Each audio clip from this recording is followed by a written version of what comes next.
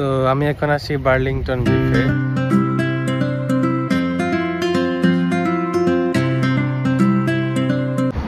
আসসালামু আলাইকুম guys, this is Tanmoy, welcome to my YouTube channel. সবাইকে ঈদের শুভেচ্ছা, ঈদ মোবারক। আজকে আমেরিকাতে কোরবানির ঈদ, আজকে 16 জুন রবিবার। সো আমেরিকাতে কোরবানি ঈদ কীভাবে পালন করা হয় বা গরু কোরবানি কীভাবে করা হয় সেগুলো আজকে আপনাদের সাথে শেয়ার করব। আমি এখন যাচ্ছি মসজিদে ঈদের নামাজ পড়তে। এই হচ্ছে আমাদের মসজিদ, এনে পাশে ঈদগাহ। প্রথম জামাত শেষ, আমরা দ্বিতীয় জামাত করবো। এখন আমি দ্বিতীয় জামাত করবো।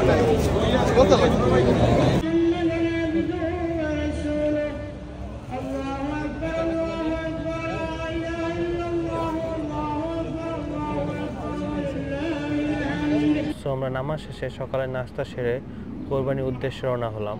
আমার বাসা হচ্ছে ব্রন্সের পারচেস্টা এবং আমরা কোরবানি দিতে যাচ্ছি হলো নিউ জার্সিতে। এটা প্রায় ড্রাইভ করলে আড়াই থেকে 3 ঘন্টার মতো রাস্তা। যেহেতু লং টাইম জার্নি, যার কারণে আমরা রাস্তায় সার্ভিস স্টেশনে দাঁড়াই এবং এখান থেকে কিছু খাবার দাবার এবং আইস পানি কিনে নেই। আমি যাদের সাথে গেছি, যে ভাইয়াদের গ্রামে যখন কোরবানি দিতাম তখন তো গ্রামের আশেপাশের ভাই ব্রাদার চাচা সবাই আসতো, সবাই একসাথে হেল্প করতো, ওটা অন্যরকম মজা ছিল। কিন্তু এদেশে আসলে কোরবানির ওই রকম মজা নেই। আমরা যে গাড়িতে গেলাম, গাড়িতে যা অর্ডার দেওয়া ছিল আগে, এটা সিরিয়াল দিতে হয়। সো অর্ডার দিয়েছি, অর্ডার দেওয়ার পরে ওনারা সিরিয়াল অনুযায়ী গরু কাটবে, কাইটা আমাদের দেবে। সো আমাদের অর্ডার নাম্বার ছিল 49 এবং আমরা 12টার দিকে রওনা দিই। এখান থেকে 12টার দিকে রওনা দিয়ে এখন যাইতেছি। সো গ্রামের পরিবেশ দেখতে দেখতে যাচ্ছি। তবে যারা কোরবানি দিতে যায়, কোরবানি তো আনন্দেরই, তার পাশাপাশি গ্রামের পরিবেশ দেখতে দেখতে মন এমনি জুড়ে যায়। গ্রামের রাস্তাঘাট মনে হয় বাংলাদেশের মতোই পরিবেশ। আর এদেশের কৃষকগুলো দেখলাম সব সাদা। কৃষকদের তো আমেরিকাতে তো কৃষকদের অনেক সম্মান করা হয়, কারণ তারাই তো এদেশের ভাত মাছের ব্যবস্থা করায়। কিন্তু বাংলাদেশের কৃষকরাই সবচেয়ে অবহেলিত। যাই হোক, আমরা গ্রামের মনোরম পরিবেশ দেখতে দেখতে আমরা আমাদের ফার্মে চলে আসলাম।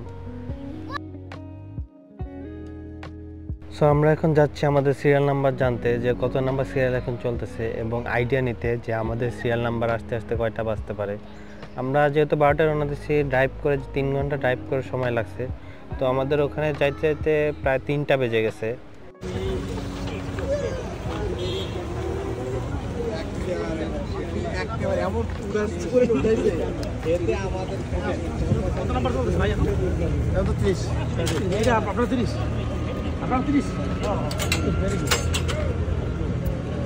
জার্সি তো মানে তারাই শুরু ঢুকতে হয় না। Money, right? Sir, I need to move out of the way, okay? I'm going to call 33 next. Not yet, though, okay? Thank you.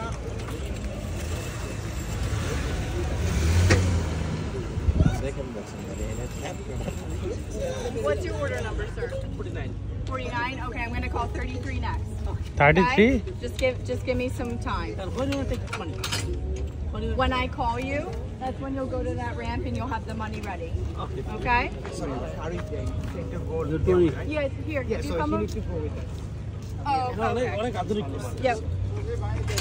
Yep. Do you see that exit? Yeah, that's why I called him. Okay, cool. Thank you. সুন্দরী American মহিলা বলে গেল যে এখন 33 number চলছে, 49 যখন আসবে তখন ডাকবো। আর এখানে নিয়ম হচ্ছে যে যার সিরিয়াল সে ভিতরে যাবে, ভিতরে গিয়ে পেমেন্ট করবে এবং পরে আবার মাংসের জন্য অপেক্ষা করবে, মাংস প্রসেস করে মানে কাটাকাটি করে একবারে দিয়ে দেবে। আর এর আগ পর্যন্ত আমাদের বাইরে দাঁড়িয়ে থাকতে হবে। আর এই ভিডিওতে যাদের দেখছেন, হয়তোবা একজন মেয়েটার মা, একজন বাবা, আর এটা হচ্ছে মেয়ে, ওনারাই মনে হয় ফার্মের পরিচালনায় আছে। সো যা বললাম, আমেরিকাতে কি ফার্মে দেখলাম সব সাদায়া, এগুলো মনে হয় অরিজিনাল আমেরিকান, ওনাদের আন্ডারে হয়তো বা এগুলো আছে। যাই হোক, আমরা এখন অপেক্ষায় আছি মাংসের জন্য। এক ভাইয়ারা মাংস পেয়ে গেছে, আমরা যখন গেছি এখানে দেখলাম ওনারা মাংস পেয়ে ওনারা নিজেদের মধ্যে মাংস ভাগাভাগি করে নিচ্ছে। এই মুভমেন্টটা দেখার পরে আমার বাংলাদেশের কথা মনে পড়ে গেলো। বাংলাদেশে তো আমরা মাংস কাটাকাটি করে কি সুন্দর ভাগ করতাম, মসজিদে ভাগ পাঠাইতাম নিজেদের আত্মীয়স্বজন। আর এখানে তো সিস্টেম অন্যরকম। ও আচ্ছা, এখানে বর্কা ভাগের সম্পর্কে আপনার জানেন, যেহেতু আমেরিকা বড়লোক দেশ, এখানে তো গরিব নেই, রাইট? সো এখানে আমরা বর কাবাব কীভাবে দেব? এখানে অ্যাকচুয়ালি ওইভাবে বর কাবাব দেওয়া হয় না। এখানে যার মাংস ভাগে পড়ে মাংস সব নিয়ে আসে এবং আত্মীয়স্বজনের মাধ্যমে বিলিয়ে দেয়। লোম এই হচ্ছে আমেরিকান গরু, অনেক বড় বড় লোম। আরও গরু আছে, এগুলো সারা একটা একটা ধরে ধরে কোরবানি দেওয়া হবে। আমরা অপেক্ষা আছি। তো আমাদের মাংস কাটাকাটি শেষ, জাস্ট পেমেন্ট করলো আর এদিকটা 1 ঘন্টা পরে মাংস কমপ্লিট। আমরা এখানে 60টা ভাগে দিচ্ছি, তো 60টা প্যাকেট করে দিচ্ছে ওনারা, একদম নিজেরাই ভাগ করে দিছে। 2টা করে প্যাকেট দিছে, একটা হচ্ছে হাড্ডি, একটা হচ্ছে মাংস। 7 দোকানে 14টা প্যাকেট দিছে। এই গরুটার দাম কত সেটা আপনাদের বলে দিই। গরুটার প্রাইস আসছে হলো $3300, যেটা বাংলাদেশি টাকায় প্রায় 3.5-4 কাছাকাছি, এরকম 4 লাখের কাছাকাছি এরকম। সো এই গরুটা আমরা 7 জনে দিছি, 7 জনে এখানে দিছি। সো এখানে একা গরু অনেকে দেয়, বাট একা গরু দেওয়ার মতো মাংস বিলানোর মতো বা খাওয়ার মতো কেউই নেই। সো সবাই ভাগেই দেয় ছোটো ছোটো। গ্রাম হয়তো গ্রামে তো আত্মীয় স্বজন বেশি বিলানো যায়, কিন্তু এখানে সবাই এরকমই দেয়, 6 জন 7 জন 5 জন মিলে কোরবানি দেয়। যাই হোক, মাংসটা দেখছেন কি সুন্দর, ওনারা কেটে প্যাকেট করে দিছে, আমাদের কিছুই করতে হয় না। এর জন্য এদিকে হিসাব করলে এদিকে কাটাকাটির আনন্দ নাই।